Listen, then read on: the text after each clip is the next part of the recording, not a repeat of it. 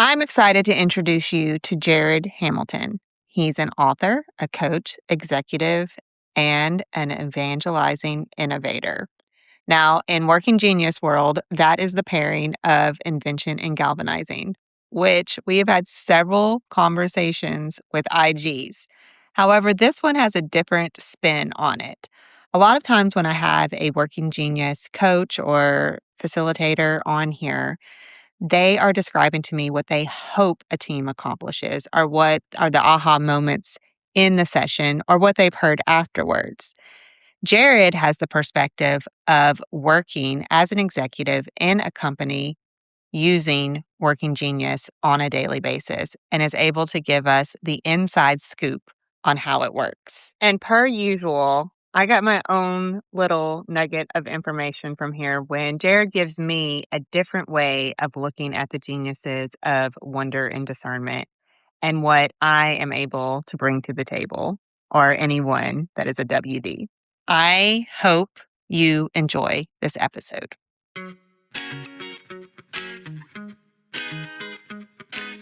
Welcome to Pursuing Joy, where we discuss audacious stories of joy-infused strength.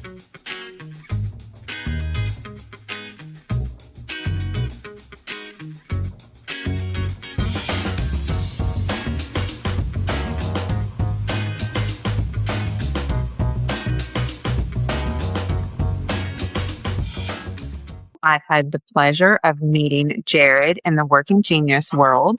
So, Jared, if you would introduce yourself and then kind of how Working Genius popped up into your world. First of all, Julie, it's just a pleasure to be here and be a part of this podcast. Love what you're doing. My name is Jared Hamilton.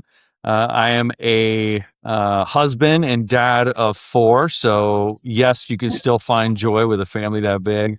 But I'm a chief human resources officer for an accounting firm in downtown Houston. I'm a coach. I'm a lifelong coach. I coach executives. I'm an executive coach. I coach professionals to try to be executives. I coach 13-year-olds in baseball. So I've been a coach my whole life, as long as I can remember, athletically and now professionally and corporately. So just love doing that. And that is actually what brought me to Working Genius. Just as a lifelong learner and a coach, you're constantly striving to find things that explain how people approach what they do in their lives, what they do for a living, and in work, which is, where I spend most of my time. And as you know too, the Working Genius model just lends itself to be able to speak to people in such a way that resonates with them and what they do day to day. So finding joy in what you do from the 9 to 5, or sometimes it feels like 8 to 6 for us. That's meant the world for our firm. We've adopted it firm wide. And as a galvanizer inventor, an evangelizing innovator, we cascaded it through the organization. A lot of excitement behind it, and just it explains so much that's valuable to a firm, especially in accounting when you have busy seasons and long weeks. If you could find a way to put people in positions where they're doing what they actually enjoy to do, you change the culture immediately. Yes, I would totally agree. And I feel like you are providing a perfect example of how Working Genius works in the corporate world. A lot of guests that I have on here that have become certified in Working Genius are branching out in the entrepreneurial world, which you're doing both, I think, Yeah, but a little also both. I can tell that you really enjoy what you're doing. How uh how has Working Genius transformed, or how have you seen it go from one way to another as far as introducing it into your organization? So first off, the common language of Working Genius is probably the most powerful thing that we've adopted. And what happens is, and you begin to understand that you no longer have to feel guilty about certain things that you don't necessarily love to do or maybe not so good at. Um, but on the other hand, I now understand why other people don't galvanize. I used to think that, well, they're just not engaged. They're they just have a bad attitude because they're not rallying people like I'm rallying people. I don't understand that. But it's no different than how I loathe organizing email and getting to my email because email is a tenacity task, right?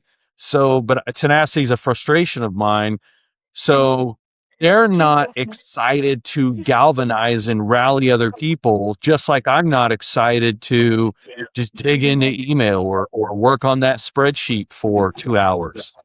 Like I'll do it. And in some cases I'm good at it, but I don't like to do it. And I'm not going to have this joyful face, and being able to understand that common language where, I can say to others, hey, I'm not going to ask you to galvanize here. And I can say that to others.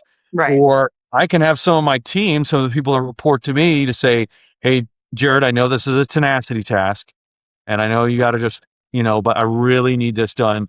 And so they understand that they're not bugging me. They understand that they can use that word, and it allows me to know, okay, they really need this done, and I've just got to grit this out. It's not long, so there's much more understanding, much less shame, much less guilt, organizationally, and it's a fun language to use. Right? I'll have one of the other executives walk into my office because she's an inventor, I'm an inventor, and she's Oh, like, yeah. "Hey, I got 30 minutes. Can we invent together?" I'm like, "Yes, let's do it." And we just love that, and there's just that common language that has built a culture around it, a culture of understanding. But again, talk about joy, that does bring a culture of joy because there's understanding of one another, what we love. Yes. Would you say that your are your coaching the clients that you're coaching, are they more in a role like you are, or are they in more more in a corporate role or less corporate? Who is your clientele Um, or it's coaching? all over the map. So, um, I really, I really love to coach pastors. Love it. Oh, Um, right, right. Okay. yes, that is that's going to be my lifelong. God's designed me to do that, and I will do that forever. And so that's a very different. It's a very different model. I mean, not the working genius, but the organizational aspect to it. And so, but that's phenomenal. And what's interesting is it transcends industry. It transcends roles. I've worked with CFOs, COOs. It doesn't matter. One of the most impacted people at our firm was one of our executive partners, like not in the people development work or anything like that. Mhm. He read the book and said, I am bull. This makes so much sense to me. We've got to change some stuff around here. So, you name it, pastors, COOs, CFOs, other people more in the people development work. So it's been really neat for me just in my space, whether it's internally or with some external clients and folks I've walked through Working Genius. It doesn't matter the role. It resonates Mhm. with one. So if I'm um I got certified, I certified as a facilitator like 2 weeks after I read the book. Right. So uh Okay. because I was excited about it. I saw the value right away that you don't have to be in people development work. You just have to be in work. I mean, if you're in work, you get it. I mean, my wife and I use the language because you know, when we go to church on Sunday mornings, I holler at all the kids to get ready because that's a galvanizing task. And I've got a song and I sing a song and I'm upstairs rallying them. She's a galvanizing frustration. She does not want anything to do with that. She doesn't want to try to get, I mean, but it makes so much sense now because we've got jobs to do at home too, and it fits there as well. So, as a certified facilitator, you can talk to anybody about this Yes, that's because true. all tasks, it it plays, it works, so even at home. Yes, it comes out very naturally for me just out in my environment. I am not only placing people in different jobs than when I'm encountering them in my head, I'm also noodling on their geniuses and how I can get them Sure. to explore more of what brings them joy. Uh, you shared with me a dynamic between, I believe it's you and the person that you report to at work. Is that who has the Yeah. WD genius? Okay, so tell me a little Yes. bit about that dynamic. Well, I'll just go down real quick. So, work happens with wonder, invention, discernment, galvanizing, enablement, and tenacity. And so, you are IG, so you're in an invention and galvanizing, which is also a double disruptor. And the Right. person you're reporting to is a WD, which is a double responder. So, just tell me a scenario with that dynamic. So well, the greatest part about that is we can work really fast. We can get things to implementation phenomenally fast. That's the best part. That's the part I've just loved doing, and seeing. Plus, I understand where his questions come from. I mean, just incredible questions and foresight, and I trust him a lot. So, um, it was it was much better after we discovered this, after we discovered Working Genius, because as an inventor, when people question your invention, you actually get discouraged because you think they're trying to tear you down. So when I read the book and I started to study Working Genius, I realized no, they're actually trying to fine tune and make it the best possible idea going forward. Because true discerners, if they think an idea is bad, they won't ask any questions. They'll just tell you it's a bad idea because I could see it. Like, this is a bad idea. Nice. And that's what he would do. Be like, this is not going to work. It's a bad idea. He didn't have any questions. He's just telling you it's a bad idea. So, but that's rare. Most of the time it's questions. And I think one of the misconceptions about Working Genius is, boy, it's going to take a long time to get something to, from point A to point C, right? Across all Working Wow. Geniuses. It it doesn't at all. Like, That's it can true. be fast. It can be and so one specific point, we weren't even talking about this topic. We had 5 minutes left in our meeting, and he asks a wonder question, because obviously he travels our system and goes to all the offices.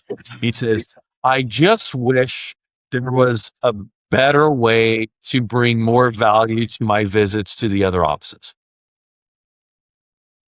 It's such a wonder question, right? Right. And so I was like, well, and we're in Working Genius, but I was like, well, what do you enjoy? He's like, I love talking to staff. I love it when they have questions for me, and it's just like at the coffee, or just walking around and they ask me a question, and he says, I could do that all day. And I said, well, that's the discernment thing. So we've got this wonder. I'm an inventor. Inventors, you got two or three ideas that pop in right. And now I only got 2 to 3 minutes left in our meeting time. I said, do you have an extra 2 or 3 minutes after this? Because I think I got an idea. He's like, yeah, shoot. I was like, blindside meetings. He's like, what? I was like, blindside meetings. Here's what we're going to do. And I said, we're going to put you in a room for an hour, and we're going to let people ask you questions that you're not going to see coming. And we'll have them submit anonymous questions. They're not afraid to ask you. And we'll have someone just ask you all of the questions on the list, and you don't ever see them. He's like, that would be amazing. And I Yeah, said, that's yeah, we'll call fantastic. Whiteside. And then what's interesting is then he switches to the D and starts to pick me. Who's going to ask the questions? Who's going to intake them? How do we know that? And I mean, all of the things that could make it fall apart. He starts to ask me those things. And we have what we call a staff advisory team, which is a group of non-managers. We meet monthly. I liaise that team to talk about culture, ideas, and some of them call them CEO shadow groups. And so I said, we'll have them and take the questions, and the staff advisory members from that office will be the one that asks you all the questions. He's like, yes. And then last discernment question, he said, why do we call it blindside meetings? I don't understand. I don't know if I like that. And I said, because I don't want anyone leaving there saying, I didn't want to blindside him with the question. I wanted it to be obvious Oh. what they were there for. So he's like, okay, I get it. That makes sense. Can we do it next week? I'll be in Dallas. And I'm like, oh boy.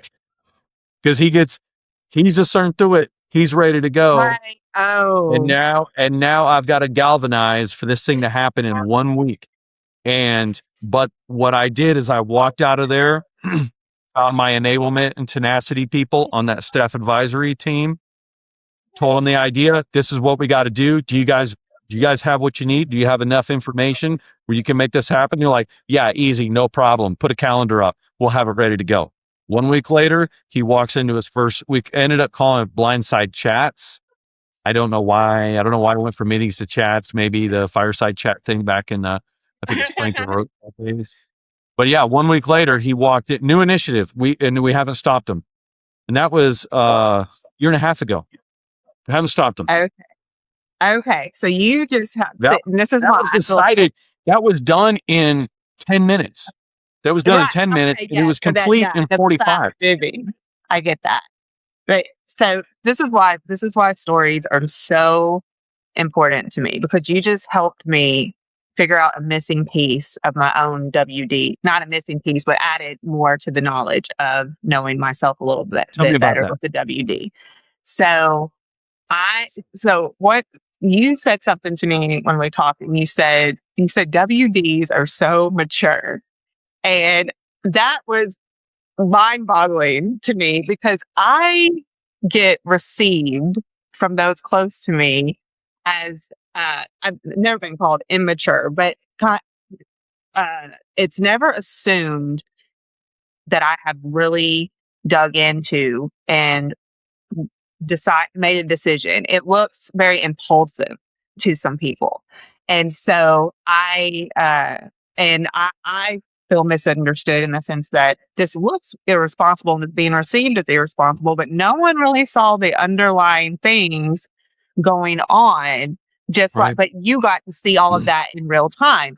Real What time. he didn't just wasn't just like, oh yeah, let's just do that. Right. No. Like, he needed to know those things. And that's where I go, but not everyone sees that. And I, it is true as discernment based on what you're saying.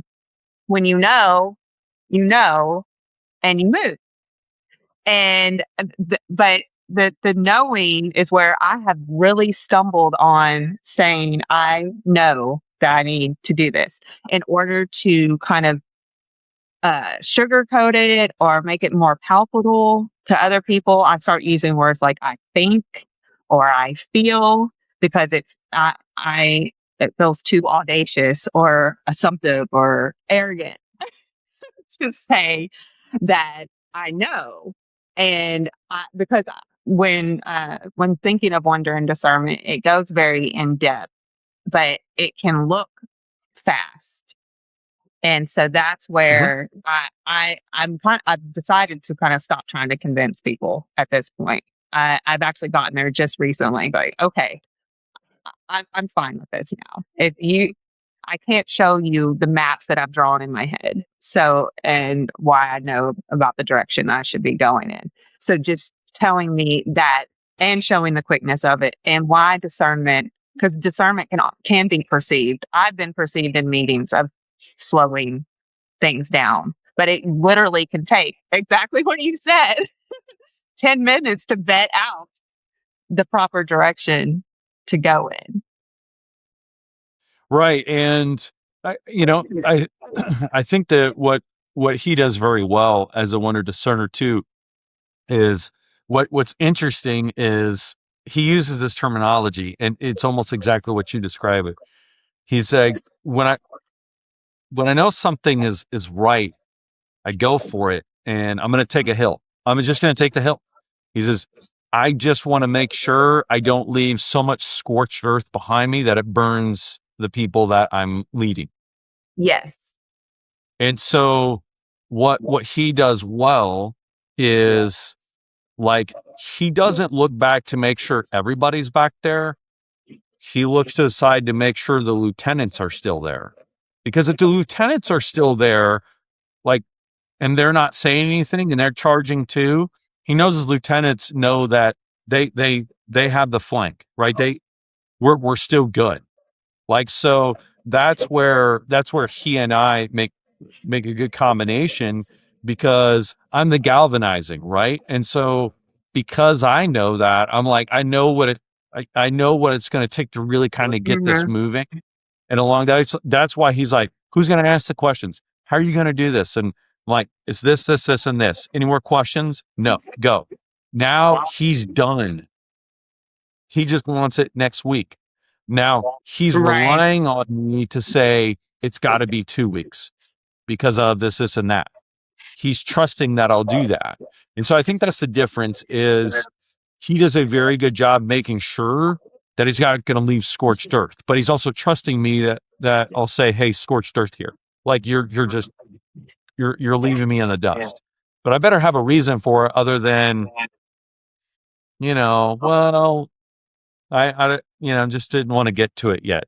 So, Right. but he does a very good job of that. And, but I think, again, going back to what I said from the beginning, when corporately we all understand this about one another, it's much Mhm. easier, and I understand it much to a greater level, why he's so resolute and why there's a sense of urgency, because he's like, there's no reason to waste any more time.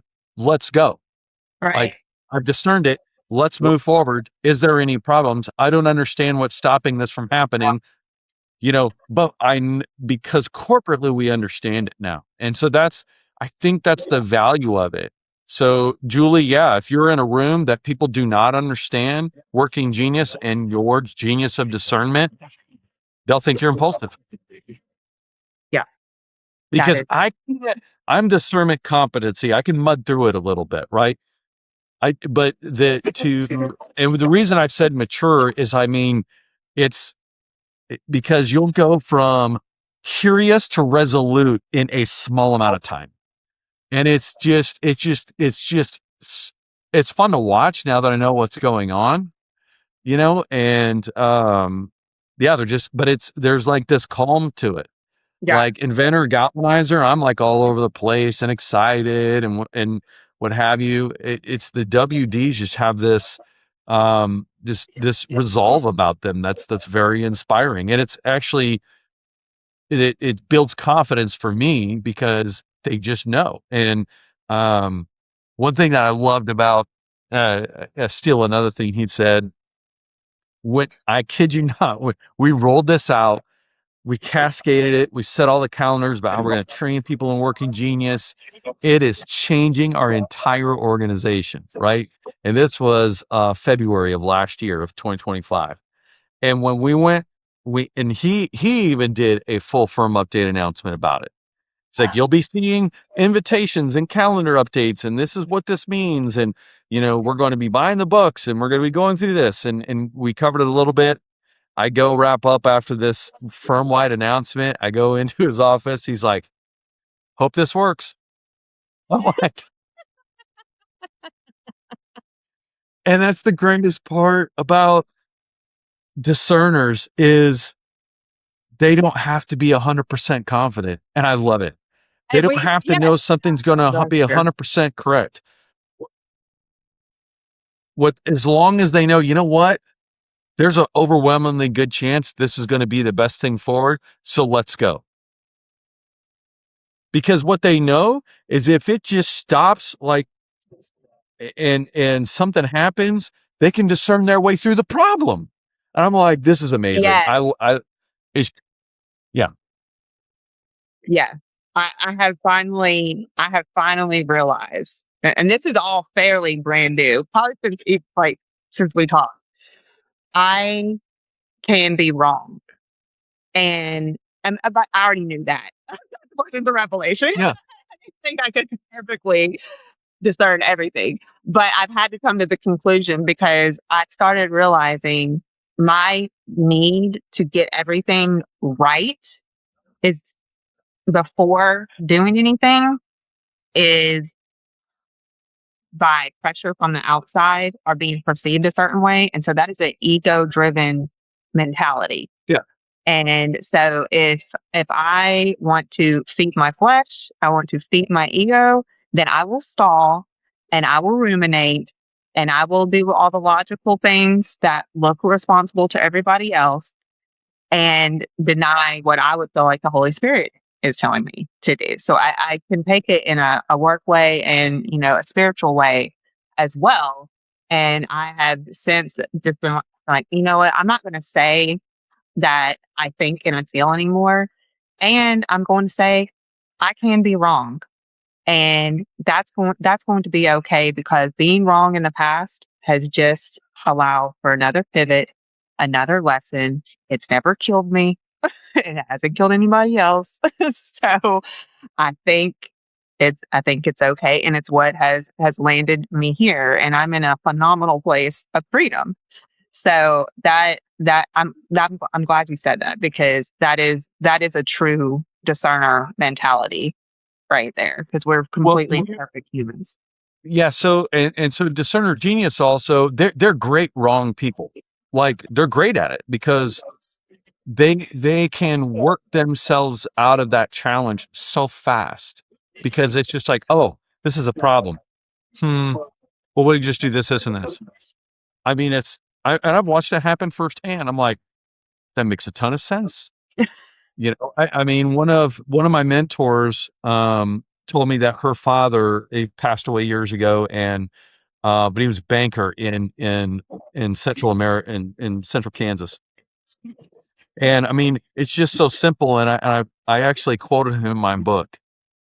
He said that if don't be afraid to make a decision. Just make a decision. And if you make a wrong one, just make a different one. Right. That is. I'm like, okay, that's disgustingly simple, but like we're so afraid of making that wrong decision, because of, and you hit it on the head. I think it's a little bit of ego, but in some cases, I think we just want somebody else's approval, so we don't have to actually own it. Right.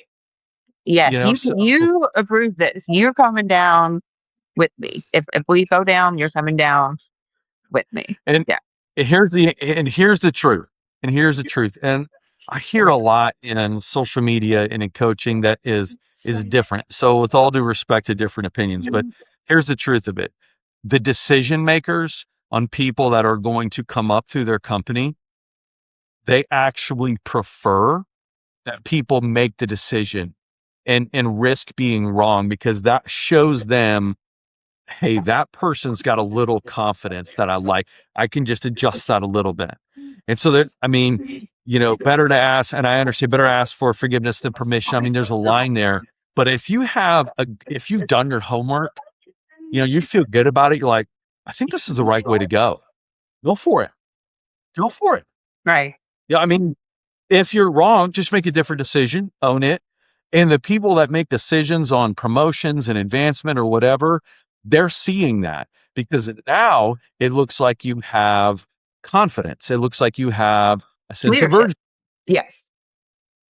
versus, well, I think, I'm not sure. What do you think? Because we can go either way on this. Well, that you're just waffling. You're not being resolute about something.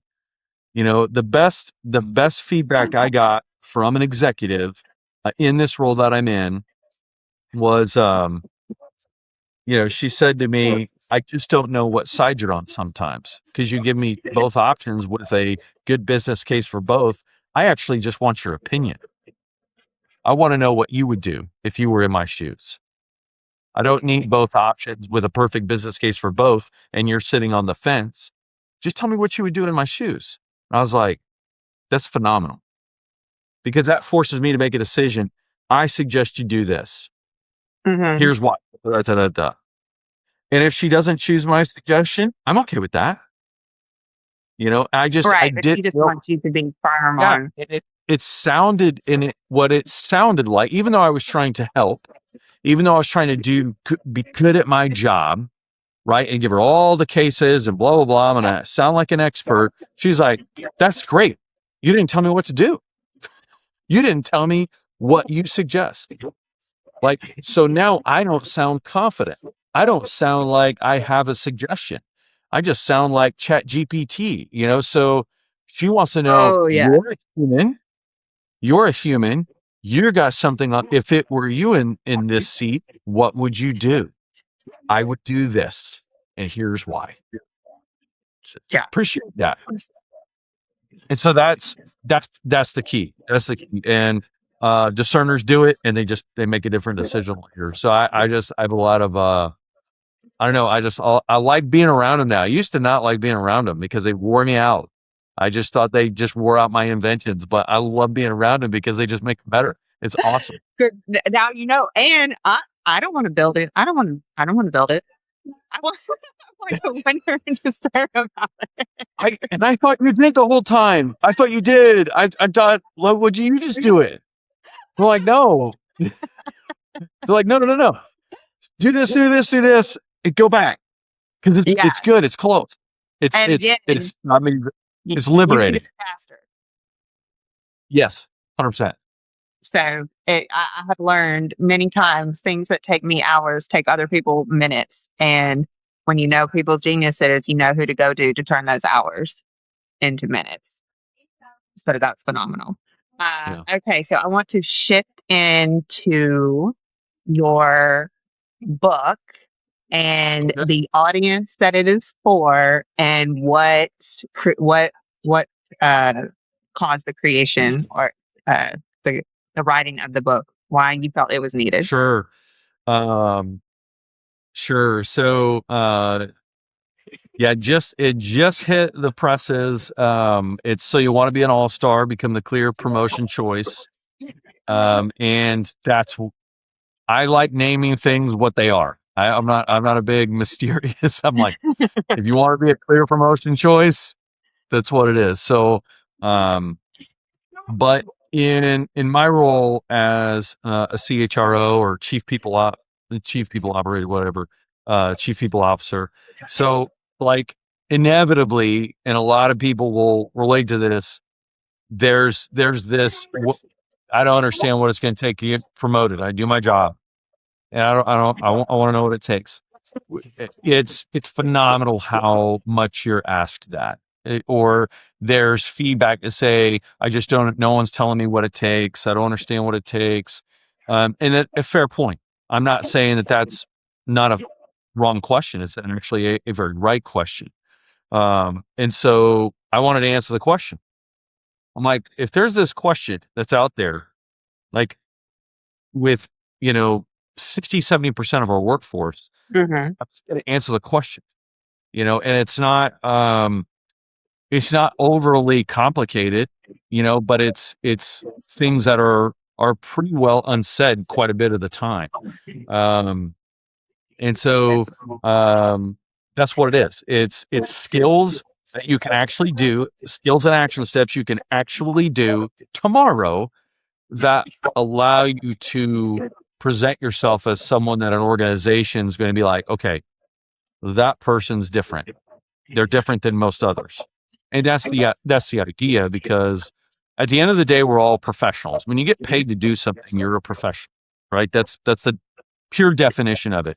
You can do a skill, someone pays you for that skill. You are a professional accountant, you're a professional landscaper, you're a professional football player, whatever. You get paid to do a certain skill. Okay. All stars, they're different. They just do things at an elevated level that set themselves apart. Okay. So, like, nobody knows the drummer that played at the the bar last night in downtown Houston for the cover band. Nobody knows that drummer, but he's a professional drummer, Ah, you know.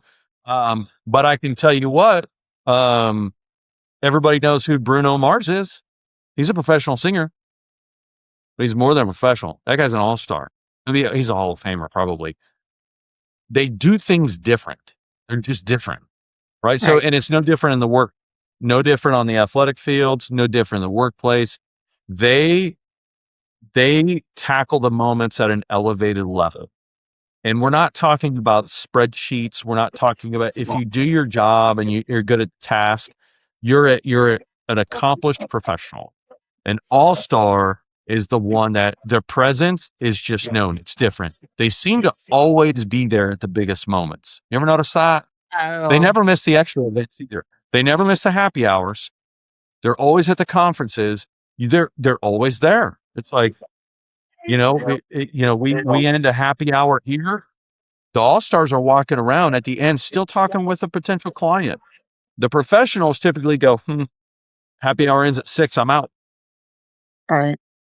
Uh, go ahead. You were gonna So say something. that's actually chapter one, presence. And I put it chapter one because if you're not if you don't want to adopt a presence, then the book's not worth reading. I mean, it's just Okay. because you've got to have this different mentality. Like, okay, there's going to be moments that I'm going to now take advantage of because I do want to be an all-star. I do want to grow in my career and get at a higher level. Some people, there might not be that season, right? Some people are like, listen, I'm just gonna I'm just going to do my work. I'm going to do the bookkeeping. I'm going to just, survey the real estate land. And that's all I have time or the season to do in my life. Totally good with that. 80% of America runs on professionals. There are professional baseball players that I will never know their name in a million years, but they make a lot of good money and they're not going to work as hard as Mhm. Aaron Judge to be an all-star Hall of Famer. They're just not because you know what? They're happy being a bullpen catcher and getting paid $200,000 to do it. And that's fine with them. And that's okay. Right. That's professional. So it's the season. What season are you in? You want to be an all-star? You got to be present. You got to be seen. You got to be known. You got to be there in the elevated moments. You got to make a difference. You got to be there for a client. It's just a different level and recognizing the moments. And it's simple as this. One of our professionals who's an all-star, we get done with a happy hour, he cleans up. Oh, He's wow. he's one of the smartest people on the planet. Like, and he goes and just I mean, no one's watching because almost everybody's gone. But one time when no one's watching, he has like, 3 or 4 glasses he's bringing to the kitchen because someone's got to clean up. Well, he's one of the best people we got. And it's like, and he knows it too, but he's not above helping. Right. Like one time, our CEO's there, and it's like, hey, isn't that? I'm like, yeah. It's like he's he's bringing glasses to the kitchen. I'm like, yeah, that's an all star. Okay. Like I see that. that's present. He and see him. He's just always in the moments, right? And he's always there, always willing. And so but there is it is not it is not magic. There's things, physical appearance, what you wear. Like I was doing a podcast today. I'm allowed to wear polos, Julie. That's with dress code, but I mean, I don't want to be at minimum. I'm not gonna I choose not to Right. do that. I don't want to dress the minimum. I can. No one's gonna fault me for it. I'm a professional. But I'm like, you know what? No, I'm gonna wear a coat. I'm gonna wear a coat and button up shirt. I'm not a tie guy, so I'm just short there. Uh, but it's simple as that. I mean, you'd be surprised how many people wear complete worn out shoes, like in a business environment, like, and you just look down, you're like, well, those shoes are like torn. They have holes in them, and Oh, wow. no, but what does that say? Who are you bringing? And again, there's nothing wrong with holes in shoes. you can wear holes in shoes, but when I have the same people going, I don't understand what it takes. Well, it's the whole, it's how you bring yourself to work, what you do. Chapter 3 is resolve, like knowing you're going to get like kicked in the teeth during your working life, like, and are you ready for that? And can you show some resolve? Can you show? I define it as the intensive use of force to solve a problem. Uh, Use some Latin words there. I stole it from. I stole it from. When actually gained independence because it's in some of the articles of Confederation where they were Oh, resolved. But right. this is going to be hard. I'm going to encounter trouble. Can I work through this in a way that I'm going to force resolution? I'm not going to be like, I don't know, it Right. didn't work. So It's not. with that, I want, and you can tell me if I'm completely off base. Yeah. But I feel like there's a certain generation in that promotion or asking those promotional questions, right? Like, and so I don't know if the book was written for that generation, but Mm, I can good you question. elaborate a little bit on who is coming to you and asking that question, and Well, if there's okay. generational. So full disclosure. At the end of the day, if 4 people read this book, I've accomplished my goal. That's my 4 kids.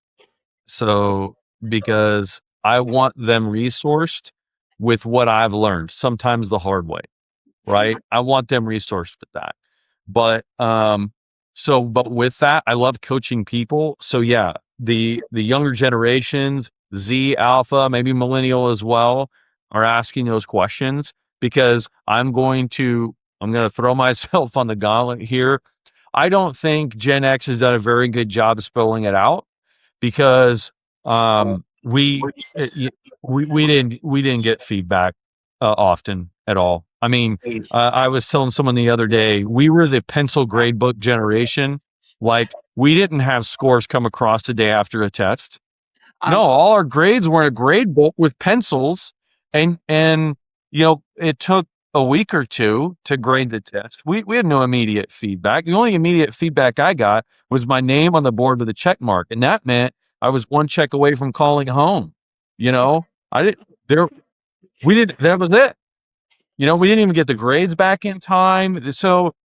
We just so we had to kind of we just did stuff on our own and just whatever happened was whatever happened. The result was the feedback. So okay. we rode our bikes away from home, right? And we had no phones. There was no GPS tracker. The chain fell off. Well, you put the chain back on, right? Well, when you got home, you never told your parents that you got into trouble and your chain fell off because you wanted to go out the next day. So you got back and nobody said anything. You walked in before the lights were off on the street and, you know, my mom's like, okay, hey, dinner's ready. I'm not going to go, hey, mom, the chain fell off. And I did it all by myself. I put it on. I don't want to tell her that. I don't want to risk not going tomorrow. So there was really no immediate feedback. So it's not intuitive for us to give it. So part of it's on All us. right. Part of it's on us. I'm going to be honest about that. So that was why, hey, listen, just going to give it. I'm going to give it now. Like here are the issues. Here's where you can set yourself apart. You want to talk about communication? Do this with communication. Quit mixing up Teams, text, email, and you use all these forms to communicate with me, and I don't use all of them. But all of a sudden you're like, hey, I pinged you. I'm like, I don't understand what ping means. What is a ping? Oh, ping is a Teams message. I'm like, how do I know that? But why didn't you email? Oh, I don't know, because I was in Teams. My brain is going to explode. There are way too many Like, out so there. I so in the book I was like, use them for specific things. Don't just use them out of convenience because that's not going to communicate the way you need. So I wanted to put that stuff in there for those generations that are so good at like immediate communication that I'm not near as good at because I didn't grow up doing it. I mean, I didn't have social media for until I was in my 30s. So we were Right. done.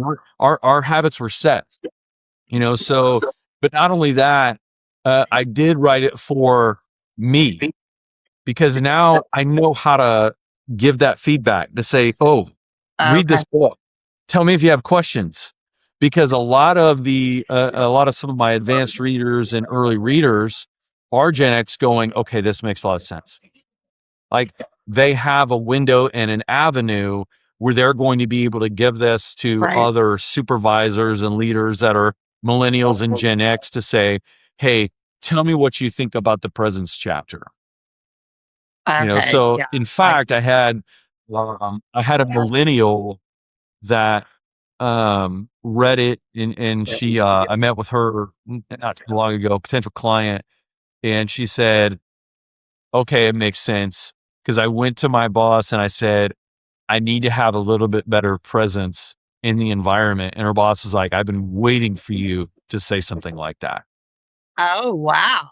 Because here's the thing, a lot of this we cannot direct as supervisors because it's a want to type of thing. Like some of this isn't in the job description. Like Oh, you can yeah. dress to the Most minimum of it, I would standard. say no. Like I can't tell you, hey, I need you to dress better than the dress code. I can't demand that of you. Like you've got to want to do that.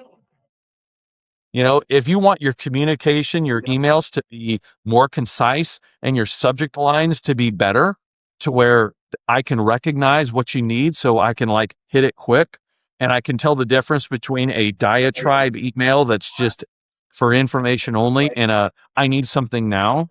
Well, that gives tips in there of how to do that versus they never answer my emails. Well, because I don't know what you want. I've Right. got 120 other emails to get through, but if yours is highlighted red with approval needed by Friday, I'm like, apparently I got to do that by Friday. Let me look at that real quick. Oh, yes, go. Right. The Little things like communication. that set you apart because professionals do that stuff all the time, and it's not wrong. It's not wrong. But if you want to get promoted, set yourself apart. These are the skills that do it for you. Right. You got to do it different. And it's not my ideas. I asked so many of the CEOs and CFOs and COOs that I've worked with, that I've coached. I was like, does this make sense to you? These 10 things. They're like, yes, this is great. And I'm like, okay, that's what I'm feeling. All right. Okay. Yeah. I think that it does answer a question that is often asked, or I would probably say there's many people that are wondering, but are not actually asking the question as well. So I think there's definitely a need for the information that you provided from the sources that you gathered it from as well.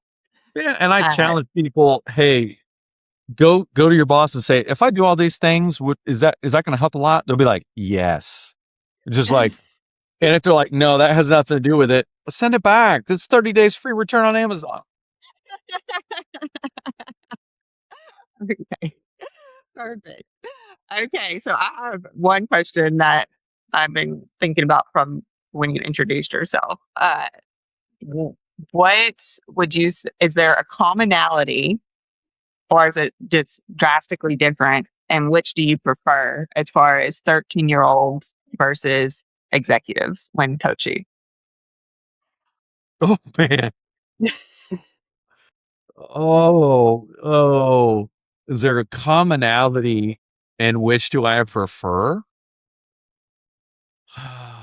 um, oh boy. Uh, the commonality. That's a tough question. What a good one. I love this question. The commonality is confidence. Okay. Like, yeah, it's very interesting because 13-year-olds, but it's a different kind of confidence. So 13-year-olds have ignorant confidence. They just think they know, you know. Right. So, but executives know they know.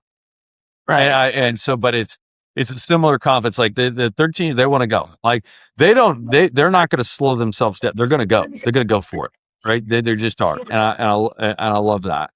Um, but here's where I prefer executives, be honest with you, is, the really good executives and most executives. And I know there's some bad examples, but not near as many as corporate rate will say. The great executives have a massive amount of humility. They have no problem.